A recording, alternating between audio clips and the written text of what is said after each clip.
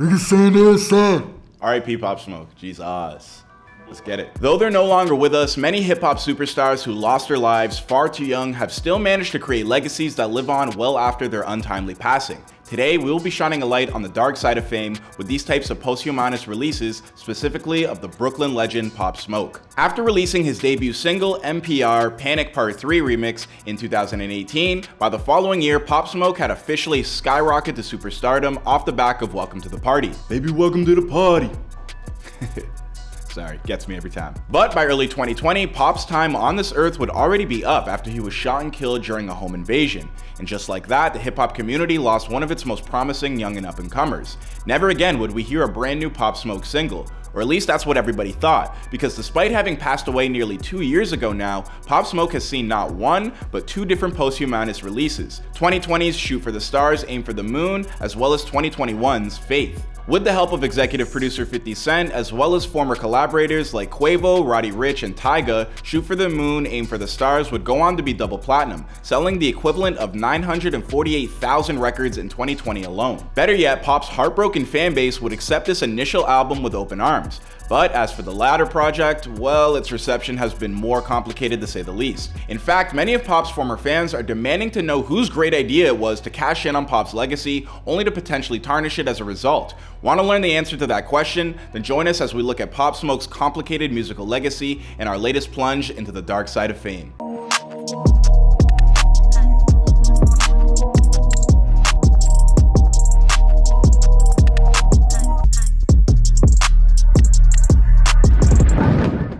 We're going to start with one of the biggest tragedies to hit the world of hip-hop in recent memory, the untimely passing of Pop Smoke. Back in February of 2020, Pop flew out to LA on a mission to record as much of his debut studio album as possible. By all accounts, during the recording of this project and working with his longtime producer 808 Mello, Pop was having the time of his life. In fact, he couldn't wait to reveal the newest album to his ever-increasing fanbase, and by then, tragedy had struck. They say Pop Smoke was shot and killed during an early morning break-in at a home in the Hollywood Hills. The radio call was called in by someone from back east and stated a friend of theirs' home was being broken into by multiple suspects and that one of them was armed with a handgun. On February 19th, 2020, at around 4:30 in the morning, Pop was shot and killed by 5 intruders that broke into his rental home in Hollywood Hills with the intentions of robbing him.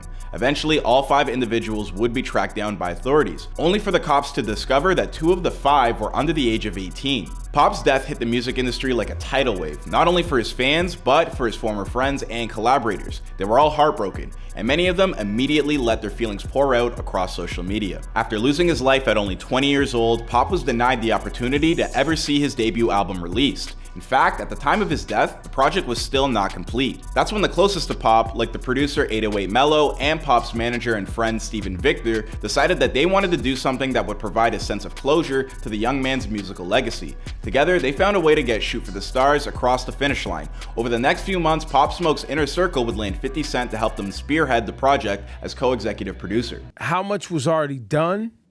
And how much did you have to go back and finish? So a lot of it was done because the idea, like, it's crazy because everything was coming together the way we spoke about it. Now, when it comes to posthumous releases, they all tend to fall into one of two categories: exploitive crash grabs, which, it should be said, are far greater in number, or the second kind, preservation of legacy. And thankfully for Pop, this first project firmly fell into the latter category, with 50 Cent and Pop having had a special connection from the beginning of Pop's short career, ever since Pop sampled Many Men on his OG track, Got It On Me. 50 wound up doing right by his former protege and even went as far as to refuse to accept any salary for finishing the album. A true class act. He was like, I'll help you, you know what I'm saying? He was like, send me all the songs he was working on and I'll executive produce it for you if you want, and I'll be the mouthpiece, and he's like, I won't charge anyone. I won't charge the family. I won't charge the label. He said, I'll do this just because of the love I had for him. The fact that 50 would decline any type of monetary compensation for this project should give you an idea of just how seriously he was taking it.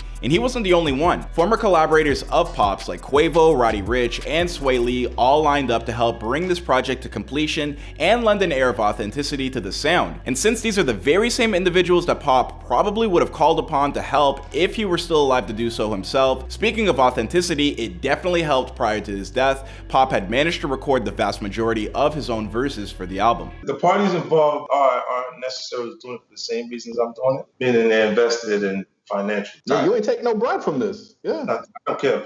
I'm doing it only based on the culture and in my relationship with Pop Smoke. That's it. Shoot for the Stars, Aim for the Moon's release happened in the middle of the 2020 worldwide pandemic. Now that might sound like a bad thing, with everyone generally having more time on their hands than usual, and it actually helped the hip hop community rally around this project, with many proclaiming it to be one of the year's very best. In fact, not only did Pop's posthumous project debut at #1 on the Billboard 200, but it was met with nearly universal acclaim from critics and audiences alike. Following its release, Pop would even go on receiving 10 Billboard Music Award nominations in 2021, ultimately winning half of them. And the Billboard Music Award goes to Shoot for the Stars, Aim for the Moon, Pop Smoke. By March of 2021, Shoot for the Stars, Aim for the Moon had become the longest running #1 of the top 10 R&B and hip hop album charts since 1990, with 17 straight weeks at the pole position. Hell, it even surpassed Eminem's Recovery, which lasted 16 weeks. You know it's serious when you're outselling Eminem, and guess what? Even a year after its release, Shoot for the Stars, Aim for the Moon was still inside the top 20 on the Billboard 200. That's what you call staying in power. But you know what's coming next. You can't possibly find success like that without somebody seeing dollar signs, and that's exactly what happened with Pop's legacy after his manager Steven Victor decided it would be a great idea to release yet another follow-up to the album. Continuing Pop's legacy might have started with the best intentions, but once his camp got a taste of all the money coming in, things changed drastically. In July of 2021, Steven Victor took to Twitter with the surprise announcement that not only was Pop's second posthumous album Faith on its way, but it was arriving the following week.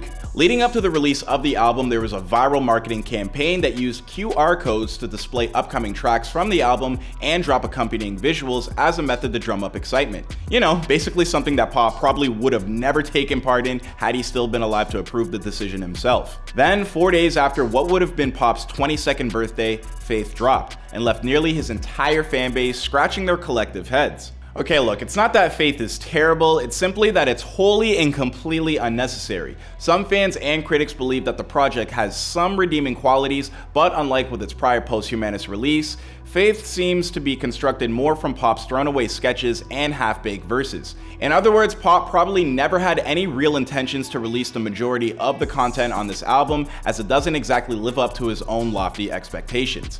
Tracks like Demeanor with Dua Lipa and Kanye West's verse on Television stand out in particular just because those are two artists that Pop's own unique sound don't really mesh with. Eventually, when Pharrell shows up on 8 Ball, it really comes across as forced and disconnected with Pop's original audience. It's telling to discover that Pop's actual longtime collaborators like 808 Mello and 50 had next to nothing to do with this album. In fact, 808 even tweeted out an apology on the day the album dropped, not exactly ringing a bell of endorsement. What's more, Pop's other close friend Mike D has had similar things to say, like how many of Pop's inner circle were more than less shut out during the process of making Faith. So who is this album really for? And let's be honest, it was made to line the pockets of his family and former management team with money. Unlike with Shoot for the Stars, it's clearly evident that this project was greenlit by those same corporate suits that profited off his early work while not really understanding what they had in Pop Smoke at the same time. I mean, how else can you explain bringing in artists that are effectively the opposite of Pop Smoke, like Kanye West, Dua Lipa, Pusha T, Pharrell, and more? I mean, come on guys. At the end of the day, Faith comes across as nothing more than a disappointing cash grab, and you'd hope that already established artists like those mentioned above wouldn't just be on the lookout for an easy buck or rapid clout. But it's readily apparent from their actions that they are. If Pop Smoke's inner circle really wanted to give him a proper send-off, then they would have left things alone and let him go out on top with Shoot for the Stars, Aim for the Moon. And unfortunately, because we live in a world that often spends more of its time embracing the dark side of fame, we currently have Faith as a punctuation mark in Pop Smoke's once promising career. My name is Clyde Smith, and if you enjoyed this video, please be sure to subscribe to our channel, and if you want to see another celebrity profiled in this series, then leave us some ideas down below.